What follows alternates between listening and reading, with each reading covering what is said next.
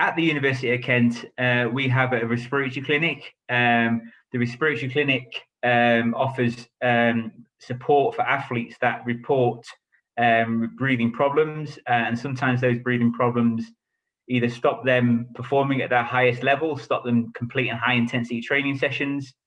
And obviously that's not a particularly great place for an elite athlete to be if they can't breathe when they're trying to do their sport. We've supported athletes preparing for Olympic Games, and we also continue to support athletes getting ready for the Tokyo Olympic Games. We've supported Premier League football teams, teams from the Premier League rugby. We supported elite level tennis players, and we've also supported the England football team prior to the last World Cup. So we as much as we do research within the university into respiratory problems of athletes, we also take that research and we deliver it on a consultancy basis directly with elite athletes. So what you might think, well, an elite athlete shouldn't be experiencing respiratory exercise symptoms. That they should be the fittest people we know.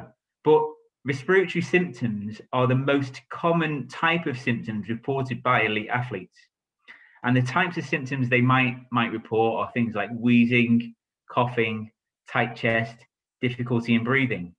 And if you maybe sort of put those symptoms to somebody on the street, you might say, well, what disease would you say would be associated with wheezing, coughing, tight chest, and difficulty in breathing?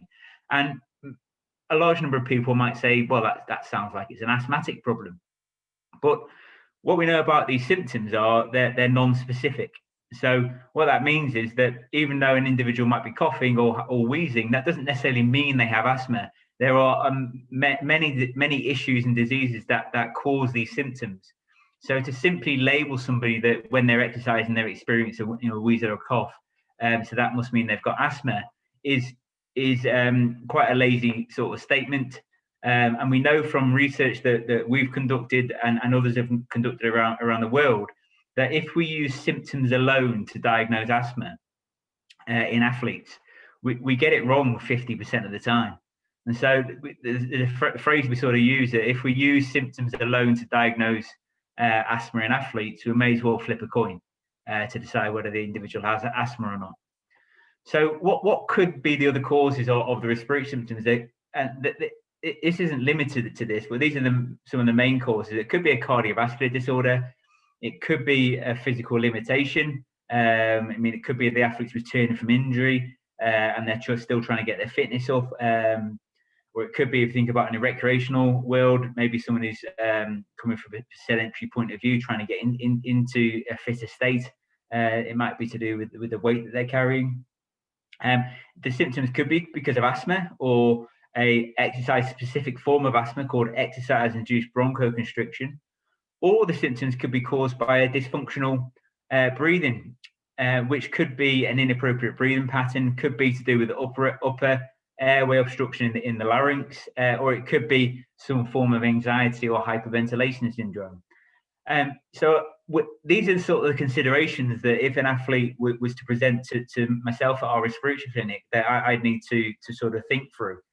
I'm very lucky that within the sport medicine world, cardiovascular disorders are generally well cared for. And so a lot of the time when athletes do report these sorts of symptoms, they are usually screened relatively quickly for cardiovascular disorders.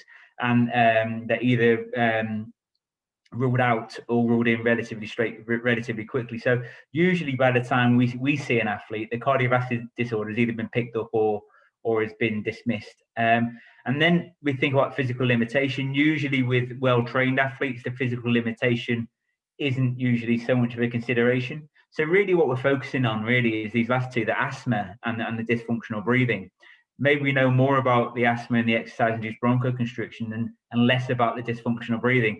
And that's where some of the work we're doing at the university is trying to help us understand what dysfunctional breathing actually is and how we might support athletes going forwards with that.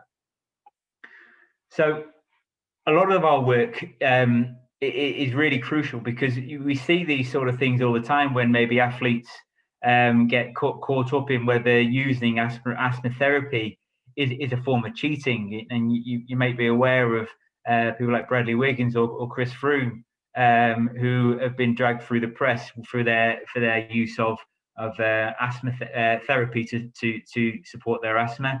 And when we were screening the England football team, the press got hold of it and was suggesting that because we were screening the team to make sure that their asthma, their airway health was being well controlled, and we hadn't missed anybody who might have asthma in the team, that may be a form of trying to get a performance boost out of the players.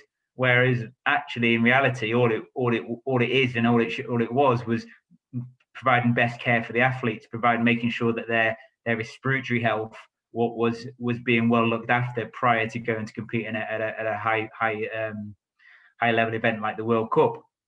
And so a lot of our work, a lot of our research helps to bring a bit of sort of sensible thought to how we might manage asthma in athletes. But also we need to make athletes feel comfortable that actually having asthma isn't going to be a detriment to their performance because we can control it. And also using inhalers shouldn't be seen as cheating as long as they're used within the doses that are prescribed.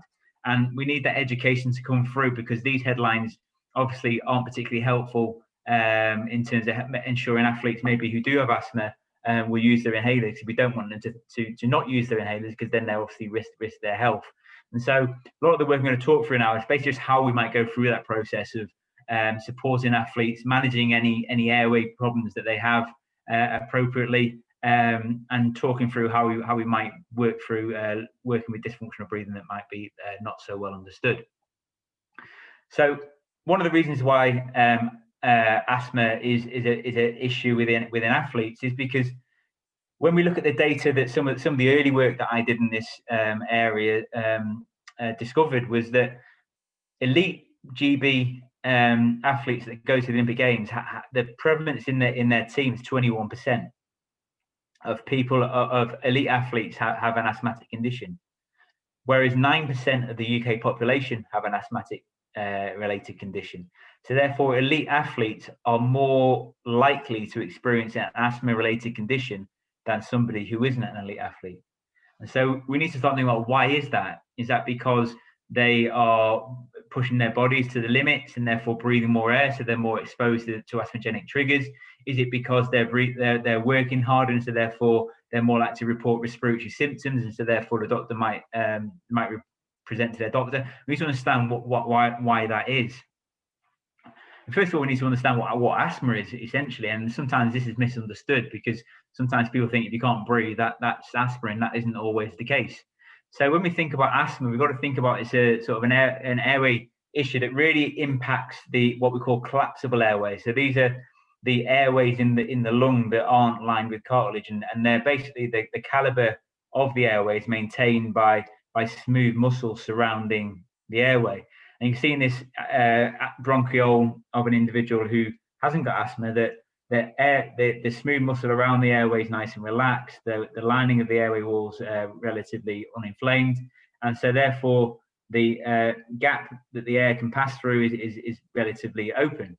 Where if we compare that to someone who's experiencing an asthma attack, you can see that they've got a swelling of the airway wall, so they've got an inflamed airway wall, and that inflammation has caused the smooth muscle to constrict around the airway as well. And that inflammation with the smooth muscle constriction essentially narrows the gap the air can pass through, so the resistance is high. So therefore, when an individual with asthma tries to breathe out, it's much harder for them to breathe out at the same flow rate that they could do when they weren't experiencing an asthma response. And essentially, when we take asthma therapy, so we think of things like blue and brown inhalers, they act to open up the airway. So a blue inhaler, so salbutamol, when you inhale it into the lower airway, essentially relaxes this smooth muscle and allows the airway to open up again. And the brown inhalers are the inhaled corticosteroids. They act as an anti-inflammatory therapy, and so therefore reduce and inhibit the production of inflammatory mediators that cause the airway wall to inflame. So by combination of prevention therapy with inhaled corticosteroids and medication like inhaled salbutamol, an asthmatic individual can control their asthma to a point where their airways look as if they're non-asthmatic, and so therefore we can get asthmatics well controlled, and they can effectively compete on a level playing field with their non-asthmatic counterparts, whilst also maintaining their airway health. And that's basically what the goal is when we're trying to support athletes who have asthma competing at elite level.